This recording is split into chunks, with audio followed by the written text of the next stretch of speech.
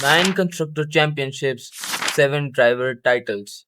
Names like Mansell, Prost, Damon Hill, one of the biggest legends in Formula One history. After years of struggling, the team finally started coming back in 2025. Fifth place in the championship, real progress and real hope. 2026 was supposed to be the next step for Williams.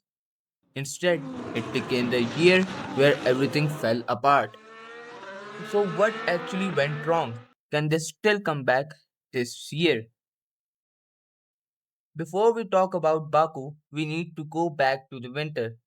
Because William problem didn't start on track, they started inside the factory. 2026 brought the biggest rule change in a decade. A completely new car built from zero. The new rules made everything more complex for many. Williams' production system simply couldn't keep up. The crash test failure, then came manufacturing delays, they messed up early testing completely, and when the car finally showed up, it was heavily overweight. Weight is loss in lap time. Every kilo over the limit, you carry it every lap.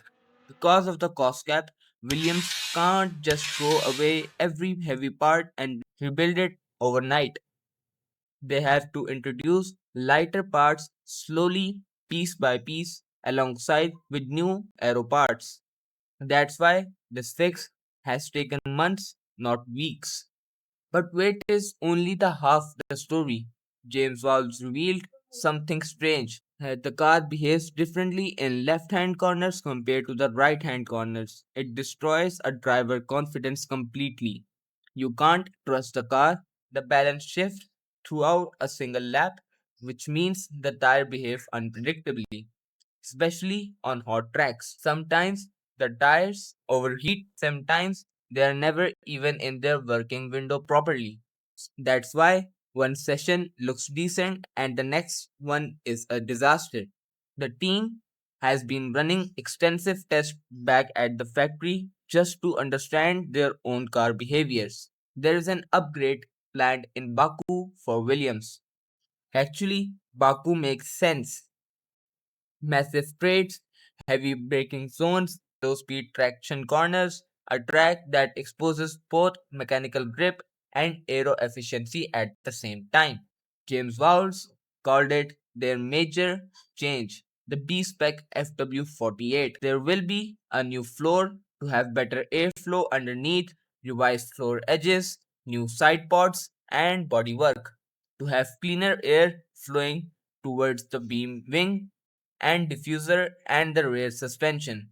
A new front wing, which is already evolving race by race and expected to keep on changing, and weight reduction, the biggest hidden gain of all. Lighter chassis parts, lighter structure, lighter aero pieces, all arriving gradually across these final upgrades. So expect somewhere around 3 to 6 tenths per lap, which can benefit them if everything correlates perfectly.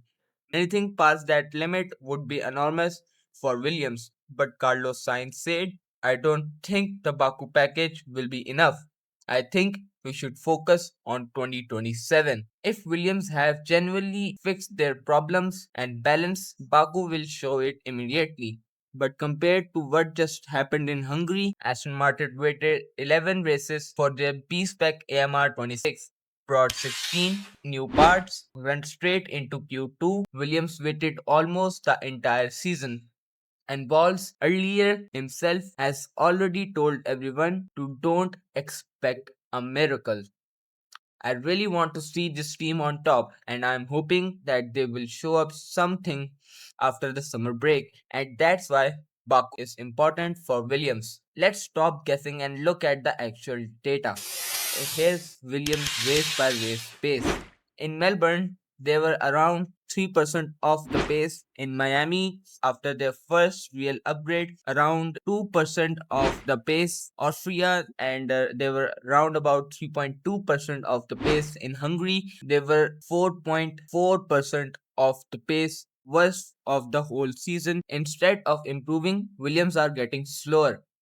If they improve their chassis a little bit, they can be in the contender for the fighting in the points. Can one upgrade change everything? Honestly, Probably not.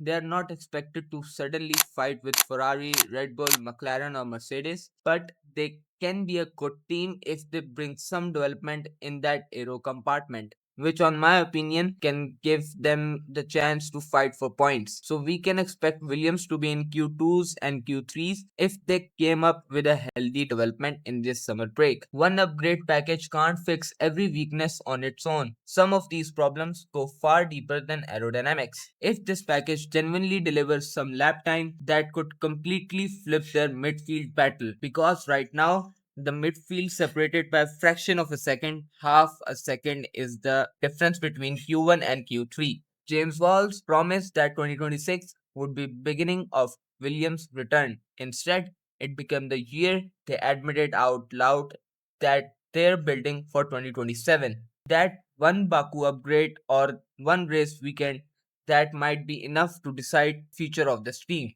Even if your car gets faster, everyone else gets faster too. So instead of catching the midfield, you're standing still while the whole grid keeps moving forward. Do you think Baku saves Williams' season, or is it already too late? Let me know your thoughts in the comments, and I'll see you in the next.